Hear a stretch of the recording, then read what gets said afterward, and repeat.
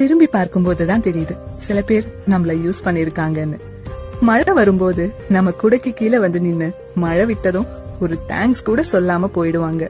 சில பேருக்கு நம்ம ஸ்டெப்ஸா இருந்திருக்கோம். நம்ம மேல ஏறி போனதும் திரும்பி பார்க்க கூட அவங்க ட்ரை பண்ண மாட்டாங்க. எந்த கேள்விகளும் இல்ல, எந்த கோவமும் இல்ல. லைஃப் இப்படிதான். ஆனாலும் நன்றி சொல்றேன் இப்படிப்பட்ட சில பேரை காட்டி கொடுத்ததுக்காக.